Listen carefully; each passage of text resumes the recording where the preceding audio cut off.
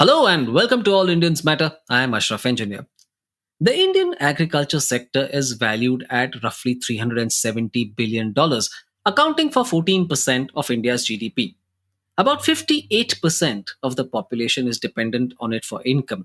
According to a Niti Aayog report, if India is to maintain a growth rate of 8% to 10%, agriculture must grow at 4% at least. Also, there's an understanding that farmers' incomes must grow too. To achieve this, digitization is critical. Without this efficiency, not just in planting and harvesting, but also in allied areas like soil assessment, supply chain management, and payments, it will be virtually impossible for India to achieve its dream of becoming an economic powerhouse. All Indians matter. We have on the show Sanjay Borkar, who has been working in the agriculture digitization space since 1996. He's passionate about transforming Indian agriculture, biotechnology, and food industries through IT platforms. His focus areas are sustainability, climate resilience, traceability, and food safety. And he does this through FarmERP, a company he co founded with Santosh Shinde, which works towards the UN's Sustainable Development Goals of zero hunger and climate change mitigation. Sanjay hails from an agricultural background himself and is acutely aware of the problems farmers face every day. This is why he and Santosh developed a technology platform for efficient farm management that can lead to massive savings in terms of time, resources, and money for farmers. They serve farmers, contract farming companies, farmer producer organizations, food processing companies, funding agencies, trade bodies, research and development agencies, financial institutions, corporations, and government bodies. Welcome, Sanjay. Hi, Ashraf. Good evening. Sanjay, thanks so much for being on the show. Let me just start right away. Sanjay, while agriculture has been India's mainstay, it hasn't progressed the way it should have in technological terms. How has this affected its competitiveness and yields? Ashraf, what I see that India is made up of a lot of smallholders. Around 85% of the farming community is of smallholder farmers. So you see the land is fragmented, the land sizes are small, and of course the decision making capacity is dependent on the investment you do in the business. So what happens that the investment capacity also goes down, and that has affected a lot in adoption of technology and actually progressing in this field with the use of technology. That's right. I think the bit that you said about small land holdings or small farm holdings actually has been a critical issue in agriculture for a long time. Now, what you said, Sanjay, what does that mean for a population of 1.3 billion and also an economy that has very big ambitions? I think for 1.3 billion, it's a huge population. As you know, that we are self-sustainable in food production, but still, typically, if you see, there are a lot of products, food products, where we are dependent on the import.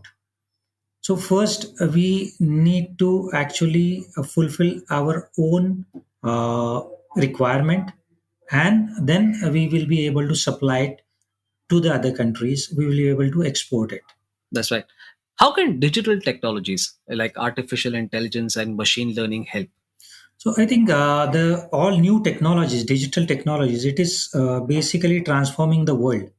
If you see post COVID, the digital transformation of various businesses has are on a rapidly growing, and as you see, the entire supply chain, agriculture supply chain, have also seen a lot of technological developments, so that the produce from the farmer to the consumer goes in a very faster way, in a more organized way, in a digital form.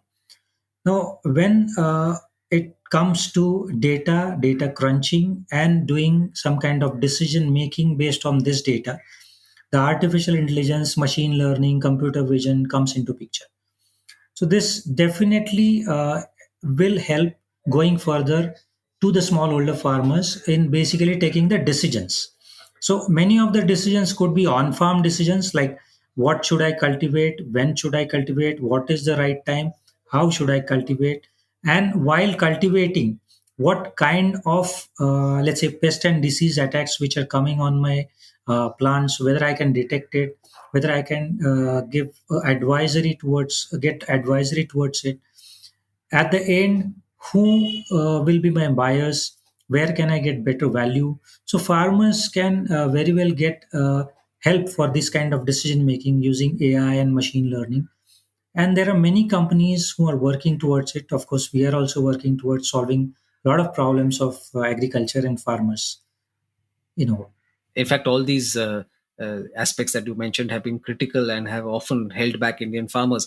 What about blockchain and IoT? Could you talk a little bit about that and their use in farming? Yeah, blockchain is going to be a future because the systems based on blockchain are going to be more secure, and of course, it will help the businesses grow very fast. IoT, as you see, is bringing a lot of change. Typically, when it comes to soil sensors, so knowing the soil temperatures, moisture, and giving the advice based on that, how much water to be given to the plant. Then there is an IoT device which can be fitted onto your farm machinery, which typically tells where your farm machinery is, how much economical it is. There are multiple other sensors which are coming into the agriculture play, which are going to help again data collection and decision making to the farmers. Actually, Sanjay, people have a very narrow understanding of agriculture. They think it's about sowing and harvesting alone, but in reality, it involves a lot more: soil quality, nutrients, seed quality, climate, finding markets, cold chains, etc. etc. At each stage, something could go wrong and impact the farmer. How does digitization help here? Basically, typically we say that it's farm to fork operations, which can be digitalized to solve various problems at various levels, right from pre-sowing till sales, until it goes to the consumer. So these could be solved. So we can add value at every point. At every point, you can work onto providing technology. And let's say farmers, when they decide what to grow, then the decision of what they should grow, which will give them better value for their area, for their region, from the distance of the market, and of course the number of buyers who are available to procure their produce. So right from that point to buying the inputs online, like when I say input, it's fertilizer, chemicals, buying them online, then getting the advisory, because as you say, see, the climate change is affecting agriculture a lot, and smallholder farmers are at loss just because they are dependent on that crop. So they are dependent from the income coming from that particular small land, and if the climate goes wrong, it's an entire loss for the entire season for them. So climate smart advisory is also very important factor. So based on weather parameters and my ground situation of the crop, I as a farmer get the advice. Then after that, harvesting it, then cleaning it, grading it, packing it, and finding out the right buyer for my produce, selling it, and getting better value for it. Throughout the process, if I need a credit, obviously I need working capital, and for that working capital, there are many micro credit organizations which are helping farmers. So this entire cycle, we normally call it Uberization of the entire process. So typically making their lives more predictable. And of course, through FarmERP, we have done a lot of different projects at different levels. So I think that is the future. What kind of investments does India require in agriculture digitization? And I don't mean only in terms of money, but also in terms of technology. I think India, as you know, is a IT superpower. So if you see that a lot of softwares around the globe are being developed, designed here, and people are using it. We are exporting our people, we are exporting our software into IT. We lack a lot in electronics because the components which are we are fully dependent on certain countries, and from there the component comes. I'll just give you one example about the drones. So drones, there are absolutely very few or no manufacturers in India. They are just assembling points. So they are assembling the drones. Just one example I gave. So I think more investment is required in growing the hardware sector, wherein the smart devices can be built as make in India, and then those could be used by Indian farmers at a cheaper rate. And of course, financial investments there needs to be on the rise, because the adoption of technology is very slow in India. So we need to actually to push that. We definitely require deep pocket investors to come into the play. Sanjay, could you give us a couple of actual examples of digitization positively impacting farmers? So I'll just share my experience, because during COVID, when we found that group of farmers were struggling to send their produce to the cities, they could not even harvest because the laborers were not there on the farm, and some of them who harvested with the help of family, they could not transport the material. So we thought that why not bring in some kind of platform which will help them to make their life more predictable. So with that concept, we started a project in Maharashtra at two locations by the name Uberization of Smallholder Vegetable Growers. So we selected two areas. Then we selected farmer producer organizations, because we see that farmer producer organizations or collectives are working a lot with the farmers. So we selected two of them. We selected few buyers who would buy vegetables, and we deliberately selected vegetables because it is short duration crop, and it actually is a cash crop. So it helps a lot of farmers to earn regular money and helps their working capital throughout the year. Now, right from pre sowing, we started capturing their information. So we had our field executives going on the field, having with our mobile app, geotagging their land, registering the farmer detail, then giving them regular advice about what to do on the farm on daily basis. So, which came from a standard template which is already available in the system. It also pushed to them through SMS. We also help them give climate smart advisory: how much water to be given, what are the nutritions to be given. If there is pest and disease attack, then we could detect it and give that advice digitally. I'm saying it's not through the people, because the people were just there to record the information. Now, after that, we basically link them with the buyers, and buyers could know what all produce is going to come in next week. So we have a dashboard. It shows tomatoes. I'm going to get 500 kg next week. Then cucumber, I'll get 1,000 kg or something like that. And buyers would go through the photographs, and they would contact the farmers, realize the rates, and then the transaction happens. Once the transaction happens, our team again goes and procures that at the farm level through our mobile app, and then it goes to the buyer. Now, if you trace it back, we created a QR code, and if you trace it back, it actually takes you to a level of the plot, and what has been done on that plot, which chemicals have been sprayed, and everything, all details could be seen by anyone.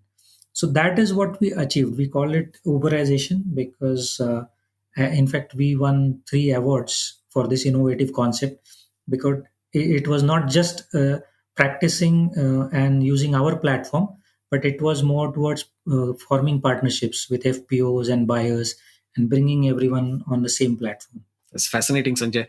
And how did the farmer benefit? How much did the income go up, or is there a parameter on which you judge that? Yeah, I think what we did is when we linked them with the buyers, what we found that earlier they used to send this to the mandi. Now, mandi, they get a fixed price, some price. But with this buyer, the buyer selected, let's say, 60% of this produce, which is of quality A, and they paid us more than what mandi paid. So in total, their income went over and above the mandi price with around 30 to 40%. So that was a very big benefit to them. Secondly, with this recorded data, we approached some microcredit organizations. and we told them that next season, if you want to give this person some working capital or a loan, small loan, then we have his entire data.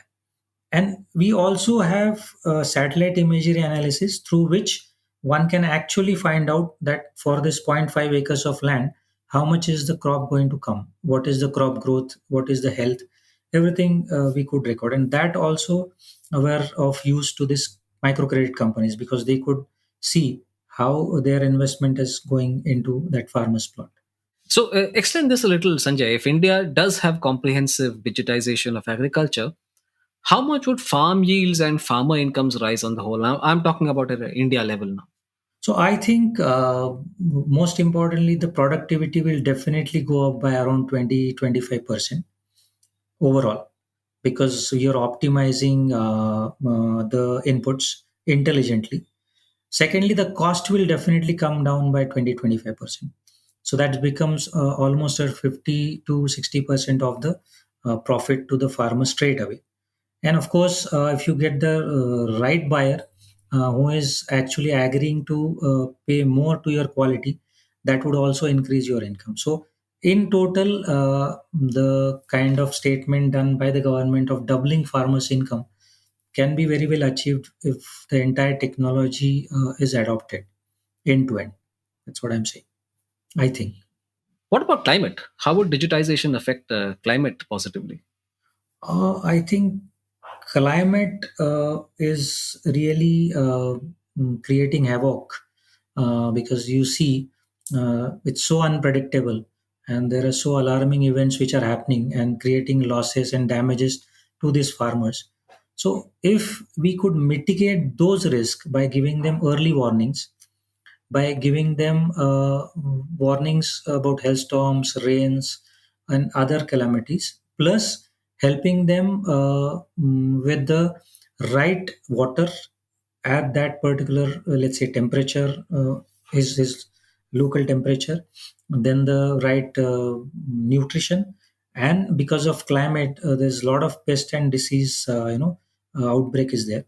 So if you know that next week my climate is going to be this, then I could predict that there is going to be an attack of these pests, or these diseases might occur.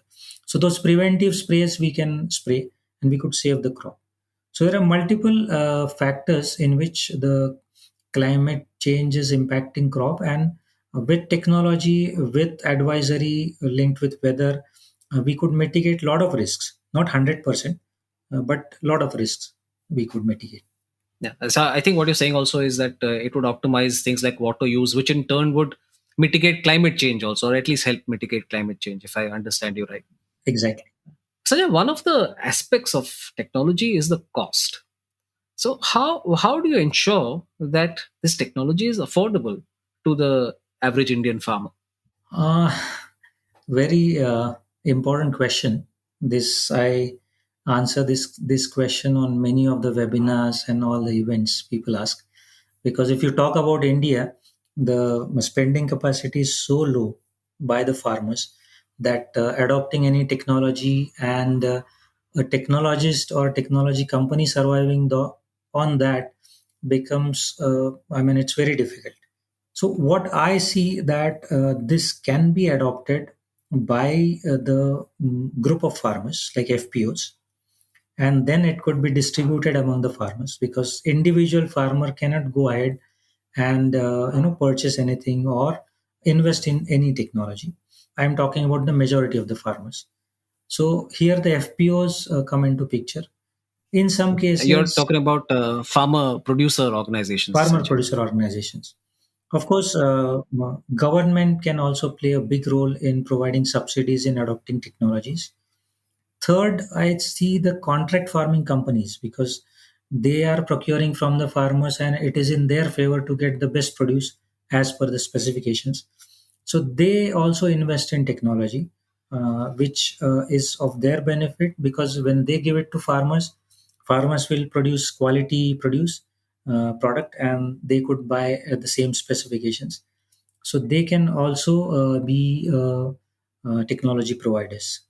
I think through these two three means, you could help farmers adopt it on a larger scale. But it's going to take a little time, definitely. Anything that the government can do other than offer subsidies? Any other steps that you think are required at the government level? I think they have started a very good step by giving subsidies on drones. So drones typically for finding out the crop health, as well as sometimes also being used to spraying the pesticides. So they've already started giving subsidies. I think it was in the budget.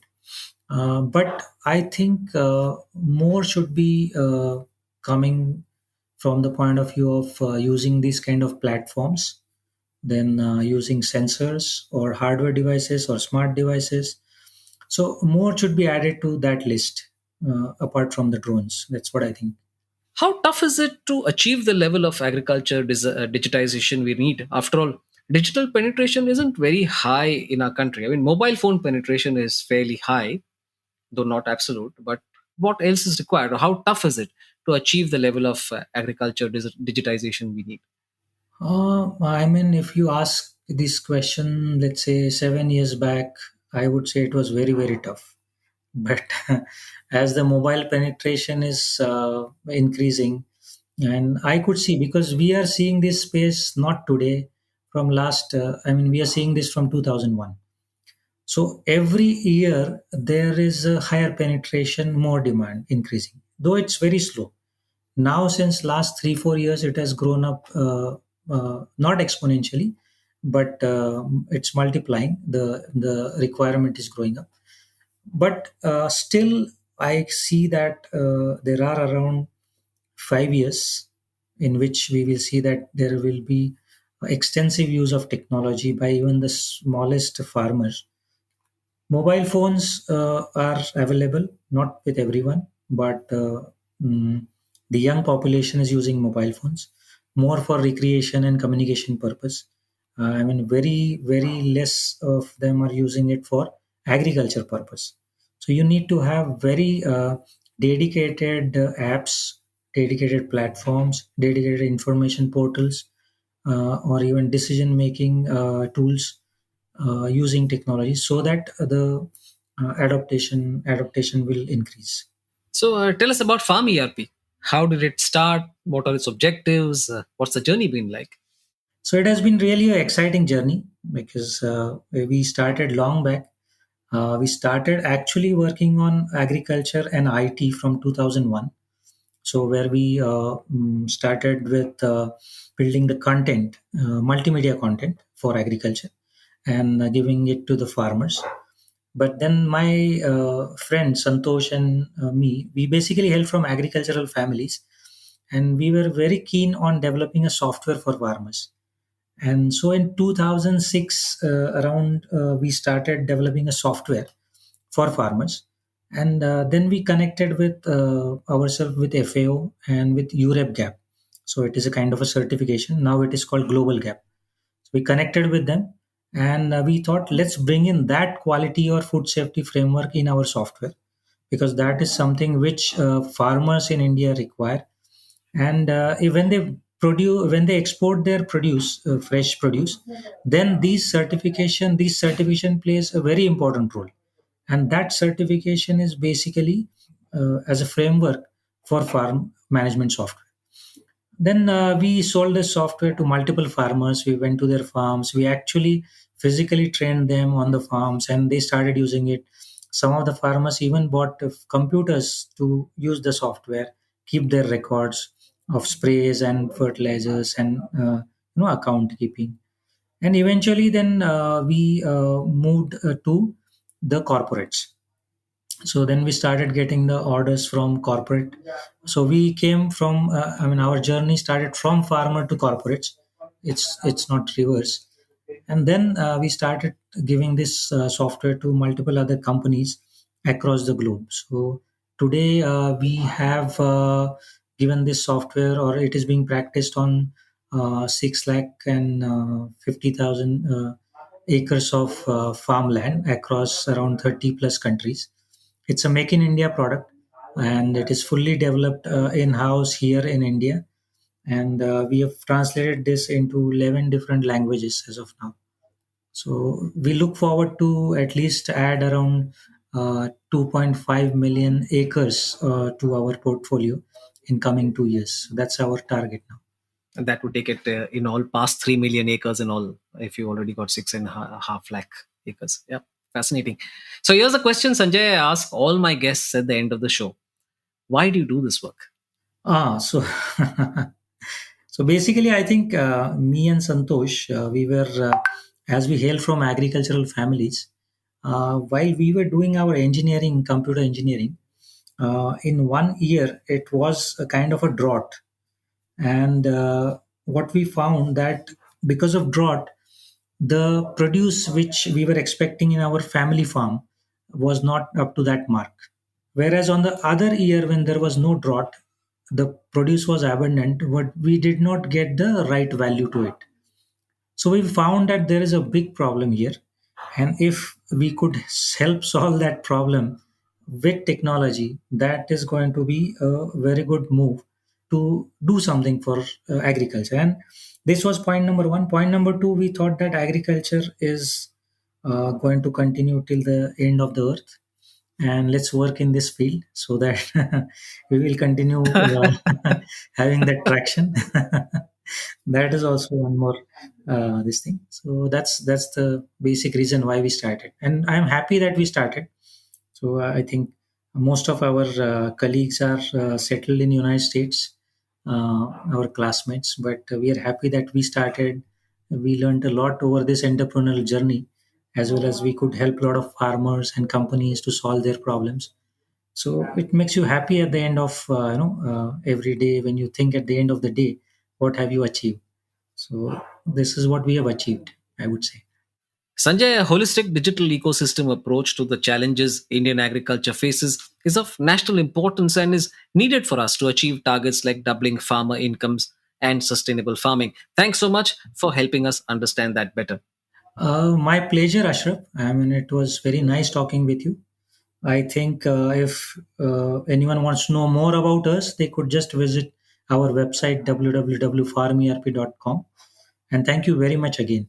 And thank you very much to the audience as well. Thank you all for listening. Please visit allindiansmatter.in, that's ALLINDIANSMATTER.in, for more columns and audio podcasts. You can follow me on Twitter at Ashraf Engineer, that's ASHRAFENGINER, and All Indians Count, that's ALLINDIANSCOUNT. Search for the All Indians Matter page on Facebook. On Instagram, the handle is All Indians Matter. Email me at editor@allindiansmatter.in. Catch you again soon.